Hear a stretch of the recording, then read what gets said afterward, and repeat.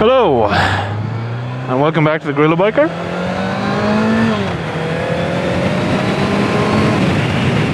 And that kind of answers a question I've been asked already. Is this bike very slow? It's not very slow. It's not very slow. It's definitely not a fast bike, if that makes sense. But it's not a slow bike. And today, I suppose this video is going to be about answering a couple of questions I've had on this particular bike. Which, if you have not yet caught up, I bought myself a 1997 Honda CB750 Nighthawk, and this is the US spec. So there are differences between this one and others that you can get in the same kind of family membership. This one is the US version because I now live in the US of A. And yeah, I'm enjoying it. It's nice. Ooh, a bit of corner action. Rare around these parts. But yeah, so to start off, why did I buy it? And the answer is, honestly speaking, I was just kind of keeping my eye out for any bike that I had an interest in. And this bike popped up on Facebook Marketplace. It looked nice, it looked clean, and I pretty much sent the seller a message saying I'd buy it. You know, I not so much. I did say obviously I'd come and look at it, but I pretty much told him, look, send me on the VIN number, I'll get insurance sorted, with the intent of buying it provided everything checks out as was said. And everything did check out as he said. You know, the only couple of things that this bike really needs is, I think it's a cultural difference thing in a way, because while yes, there was tread on the tyres left, and while yes, they may be legal around these parts, there would be no way in hell I would ride a bike long term with tyres that were as old as these tyres were. It's just not something I would ever do. So that was kind of number one I wanted to do, is change the tyres, and I've done that now. Other things that need to be done is the brakes are fine, right? So in fairness, the bike was really well looked after. Calipers are clean, pistons are clean, but I'm not sure how old the brake pads are, so I'm going to probably change them anyway. They work fine, but I'm probably just going to change them anyway, just for pig iron, to have it done. And another thing that I really want to do is, I do notice the I don't know, has anyone ever had squishy brake lines? But once you've had it once and you know how it feels, squishy brake lines are a thing that you then know forever, pretty much. You know what I mean? You know what they are, you know how they feel. And I very much have a case of the squish, which isn't a big deal. Like I said, it still breaks, but it's not something that I want to be going long term with. And you know, the intent of this bike long term is that Toaster uses it. Actually, we'll get to the name Toaster in a second as well, because I got a funny message today, and it's been asked before. But the intent is for Toaster to eventually use this bike on the road. She just passed her motorcycle test over here, so well done, Toaster. Everyone give her a cheer in the comments, please. And also, oh, that's very cool. I love old stuff like that. Is it haunted? It is Halloween today. Happy Halloween, by the way. As I record this, it is Halloween, which, in case you didn't know, is a holiday thing, festival thing, event thing that actually originated in Ireland. Samhain, you can look it up. That's SAMHAIN, which is Ascailga, or in Irish language, blah blah blah, whatever. So yeah, Halloween's cool. But yeah, so obviously, you know, I want this bike tip top. If Toaster's going to be riding it, because I do firmly believe in, if you're learning to ride a bike, you should really have something that doesn't have any question marks over it. You know, I'll ride a dodgy bike with the problem here or there, because I generally know what they are and I can account for them, but learners don't know that. And while some may adapt and overcome that problem and ride with it and never know that it was actually a problem, that's not something that I want to be doing unless it has to be done, and it very much does not have to be done, so we won't be doing that. So yeah, definitely needs new brake line. Throttle cables are good, clutch cable's good, the clutch is good. Now the wheel bearings are good. I did do the front wheel bearing because I was feeling a little bit rough.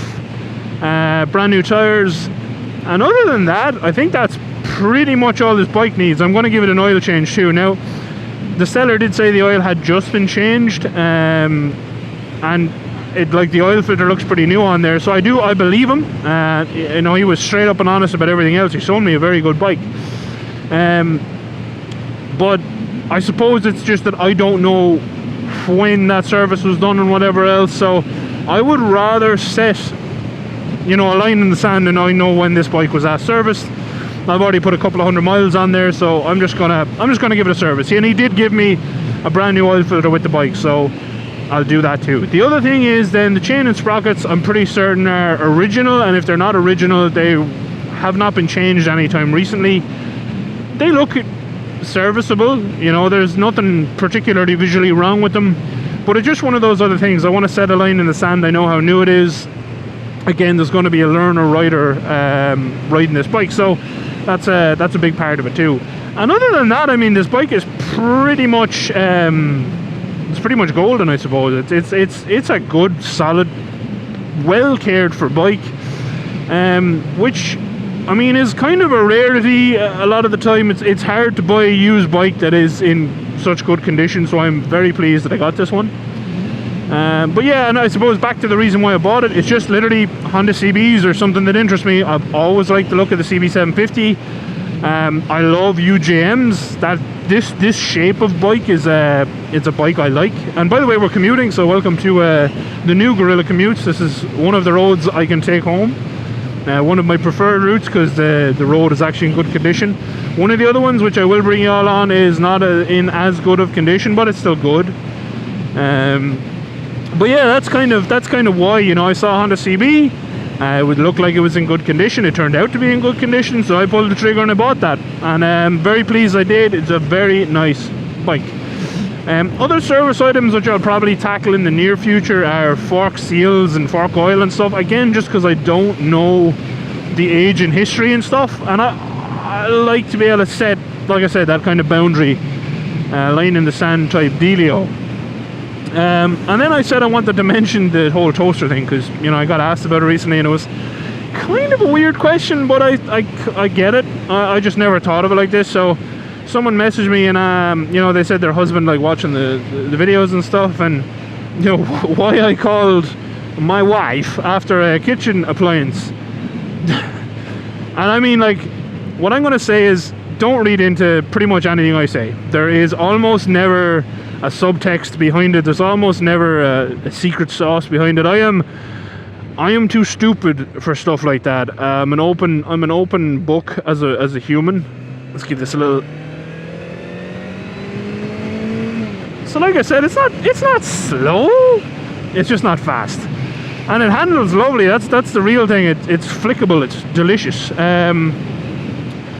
But yeah, so you know, I can understand where the question came from a little bit, but yeah, nah, I'm not. I don't know. Is it just my generation or whatever else? But I do not subscribe to the women in the kitchen generation or whatever else. It's not something that even entered my mind parts. I was actually, when I read it, I was like, huh, I would have never thought of that in a million years.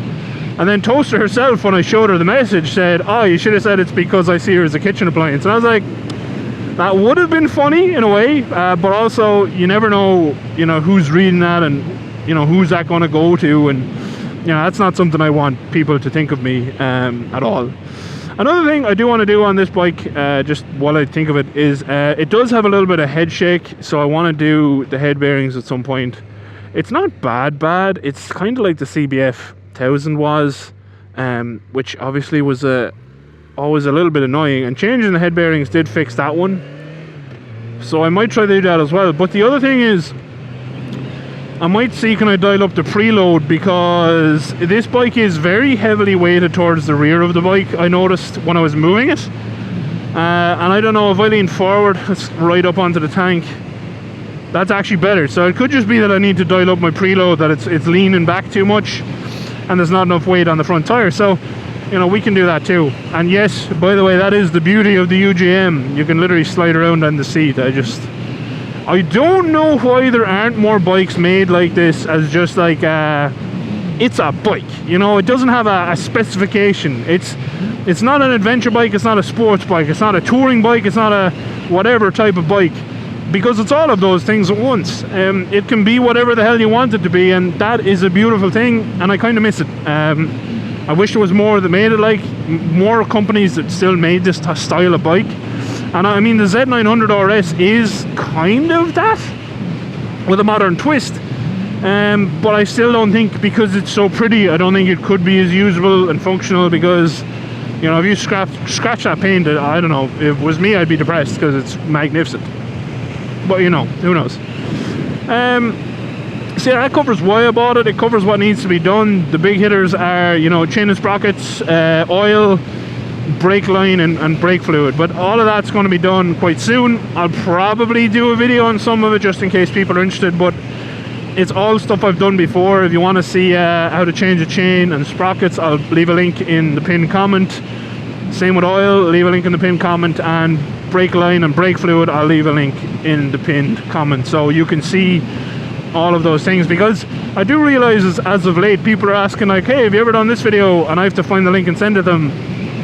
I don't know exactly how you search that on YouTube, but if you put in like the GorillaBiker and brake line change or something, I've done a lot of videos at this point. I think it's nearly 400, or maybe it's over 400. I don't really know. And then lastly, what I want to talk about is what bike I'm going to get next, because, you know, I mentioned this was going to be more than likely a bike for La Tostarina. That's cool. I want to take a photo in front of that at some point. So obviously I need a bike to be able to ride with her, and what I'm currently looking at and pretty certain I'm going to get is a Victory Highball. I don't know why that truck came so close behind me. That wasn't pleasant. Yeah, Victory Highball is what I'm currently looking at. It's a 2014 with not a huge amount of mileage on there, so that's probably what I'm going to go for if I can get funds together for it, because it's not cheap. It would be the most expensive vehicle I ever bought. But I don't know, I said I'd go a bit mad for my 30th, and that's what I plan on doing. I was looking at a nice lime green Z900 RS Cafe. The reason I decided against that was cost. Number one, with fees and all that, and with the property tax, it was just a little bit more than I wanted to spend. And also it was essentially brand new. It's 2019, but it had just run out of the manufacturer warranty and all that stuff, so I was like, I could probably pay 1,200, 1,500 more and buy a brand new Z900 RS. Maybe not the Cafe version, but a brand new Z900 RS. And I was like, yeah, I think if I really wanted to, I'd probably go that route, because it just doesn't make sense. Yeah, alright, go on, you're in such a rush. You're an asshole, good sir. You are an asshole. If you're in a massive ass truck and you ride the back of a motorcycle, you're a dickhead, and I hope that you get crabs. Now, there. I hope you get crabs, mister, in the truck. I have no interest in speeding too much over here for a number of reasons, but one of the main ones being I'm on a visa and I don't want to get deported. So there, yeah. I would like to have the option to stay in America long term, you know. I don't want to be explaining to my boss, it's like, yeah, nah, sorry, I can't work for you anymore because I got caught speeding a lot. Sorry. But yeah, let me know in the comments what you think of the Victory Highball. That is very likely what I'll be buying. Why? Like I said, the Z900 S just didn't make financial sense, so I decided against that. And also, I really kind of wanted a cruiser because I've never had a big cruiser like that, and you know, I thought it'd be interesting. And you know, there's going to be a video coming very soon on why I did not consider Harley Davidson and would ever buy a Harley Davidson, because I've been asked about that a lot. So yeah, that video will also be coming very soon. But until next time, thank you very much for watching. A very special thank you, as always, to all of my patrons. I really do appreciate all of you guys, and a girl, I think one girl, and girls. I know there's partners there too, so girls, and anything else in between. But I do really appreciate the support. I don't think I'll ever be able to vocalize it, but there's been a lot of other stuff going on that, not good stuff, while we're moving, bad stuff, bad stuff. Yeah, stuff that sucks. While we're moving, that was rough to happen while you're moving country and are very far away from people, and that's all I really want to say on the subject, to be honest. It's not something I want to talk about more than that, but the people who kind of stuck with me and the people who talked to me all along the way, I really do appreciate it, because it's made a difference to me mentally, and I don't know why that is. I can't explain it to you, but it has. So thank you. Oh, this is a nice corner.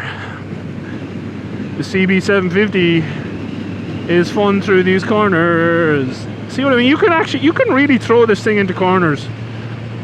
It got a little bit, it can feel like it's getting a little bit squirrely on the back, but I think that's just because it has a narrow back tire. But yeah, no, it's still fun. But yeah, anyway, let me know in the comments what you think of the Victory Highball, what do you think of the CB750, and give Toaster a virtual high five and congrats for passing her motorcycle full test thing. Oh, that's a big old bird. There's so many huge birds here, it's so cool. And yeah, until next time, thank you again for watching. And yeah, until next time, adios. Outro crew. If you could do one modification to the CB750, what would it be? I do think it's a very quiet bike, but I actually kind of like the induction noise when you're accelerating hard. I don't think it'll ever come across on microphone well, but it sounds delicious. And you know, I can hear the engine, and this Honda engine's kind of a masterpiece. So I don't know what I ever put exhaust on it. But yeah, let me know, what would you modify first if you're going to modify anything? Anyway, bye outro crew.